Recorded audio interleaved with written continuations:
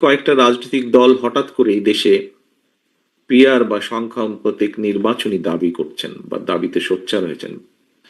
বাংলাদেশে সংখ্যানুপাতিক নির্বাচনী যে ব্যবস্থা প্রবর্তনের অর্থ কিন্তু রাষ্ট্র এবং রাজনীতিতে বিচ্ছিন্নতাবাদ, ফ্যাসিবাদ, চরমপন্থার বিকাশের পথ সুগম করে দেওয়া।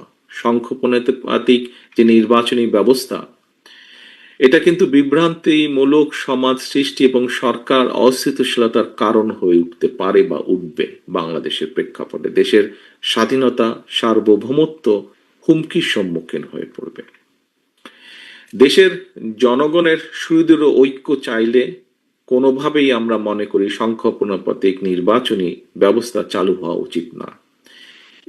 এই ধরনের দাবি উত্থাপনের বিষয়টিকে কোন দল গণতান্ত্রিক অধিকার হিসাবে দেখলেও, বিবেচনা করলেও দেশ এবং জনগণের সাথে বিএনপি বাংলাদেশকে সংখ্যানুপাতিক যে পিআর সিস্টেম, এই নির্বাচনী ব্যবস্থার জন্য উপযোগী নয় বলেই আমরা মনে করি।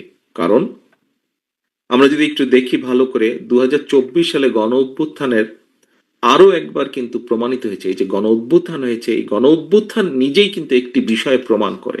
সেটা হলো দেশকে যদি তাবেদার মুক্ত রাখতে হয়, ফ্যাসিবাদ মুক্ত রাখতে হয়, তাহলে জনগণের ঐক্যই হচ্ছে সবচাইতে বেশি জরুরি। সম্মানিত উপস্থিতিবৃন্দ, আপনারা রাজনৈতিক, অর্থনৈতিক, সামাজিক, সংস্কৃতি সব দিক থেকে সমাজের সবচেয়ে সচেতন অংশ। সংবিধিবদ্ধ বিধিবিধান আর আইন কানুন দিয়ে ফ্যাসিবাদকে আর অথবা স্বৈরাচারকে কিন্তু রোধ করা যায় না। বিভিন্ন সময় আমি বলেছি, জনগণকে যে কোনো মূল্যে রাজনৈতিকভাবে এবং অর্থনৈতিকভাবে শক্তিশালী হিসেবে গড়ে তুলতে হবে। রাষ্ট্রে জনগণের সকল প্রকার গণতান্ত্রিক রাজনৈতিক অধিকারের চর্চা এবং প্রয়োগের সুযোগ নিশ্চিত করতে হবে।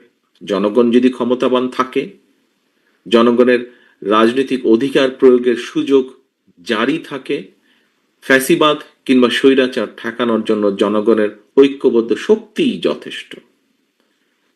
জনগণের ঐক্যবদ্ধ শক্তিই যথেষ্ট। রাষ্ট্র পরিচালনায় জনগণের ইচ্ছা এবং শক্তি কার্যকরভাবে প্রতিষ্ঠিত করার জন্যই কিন্তু বিএনপি বারবার জনগণের সরাসরি ভোটে নির্বাচিত প্রতিনিধিদের কাছে, জনগণের কাছে দায়বদ্ধ জবাবদিহিমূলক গণতান্ত্রিক সরকার প্রতিষ্ঠার দাবি সেই প্রথম থেকে বিএনপি জানিয়ে আসছে।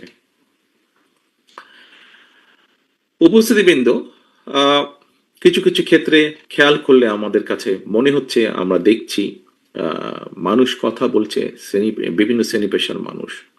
একটি বিষয়, অন্তর্বর্তীকালীন সরকারের